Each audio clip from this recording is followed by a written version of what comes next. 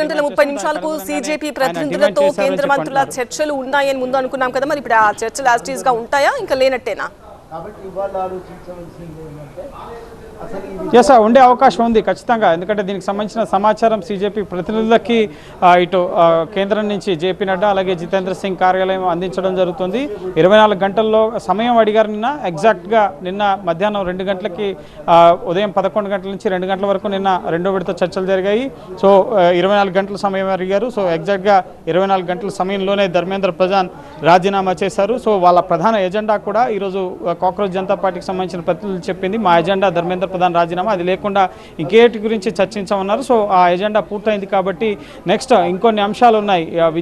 చనిపోయిన విద్యార్థులకు సంబంధించి ₹1 కోటి నష్టపరిహారం, అంతేకాకుండా కేసులు ఎత్తివేయడం, విద్యార్థులపై దాడి చేసిన వారిని కఠినంగా శిక్షించడం, పోలీసుల్ని ఎవరైతే వాళ్ళ దగ్గర వీడియో ప్రూఫ్స్ ఉన్నాయి, సో డీసీపీలు ఏసీపీలు కూడా దాడులు చేశారని చెప్తున్నారు. బహిరంగంగా వాళ్ళ పేర్లు కూడా సీజేపీ ప్రతినిధులు చెప్తున్నారు. సో వాళ్ళపైన కూడా చర్యలు తీసుకోవాలని చెప్పి డిమాండ్లు వినిపిస్తున్నాయి. కాబట్టి వాటికి సంబంధించి చర్చించేందుకు ఈ చర్చలు యథావిధిగా కొనసాగబోతున్నాయి. కానీ భారత ప్రజాస్వామ్య దేశంలో ఇంత పెద్ద ఎజిటేషన్, ముఖ్యంగా ఢిల్లీ సరిహద్దుల వద్ద రైతుల ఉద్యమం ఏడాది పాటు జరిగితే ఢిల్లీ నడిబొడ్డులో ముఖ్యంగా విద్యార్థులు యువత నెల రోజులకు పైగా చేసిన ఆందోళన, ప్రభుత్వం దిగొచ్చి ఒక కేంద్ర మంత్రిని ఎన్డీఏ 12-13 ఏళ్ల పాలనలో ఇప్పటి వరకు ఎవరు కూడా ముఖ్యంగా రాజీనామాలు చేయలేదు. ఫస్ట్ టైం ఒక కేంద్ర మంత్రి రాజీనామా చేయడం. సో ఖచ్చితంగా ఇది ప్రజాస్వామ్య విజయం, ప్రజల విజయం అని చెప్పి ప్రతి ఒక్కరూ స్పందిస్తున్న పరిస్థితి ఉంది.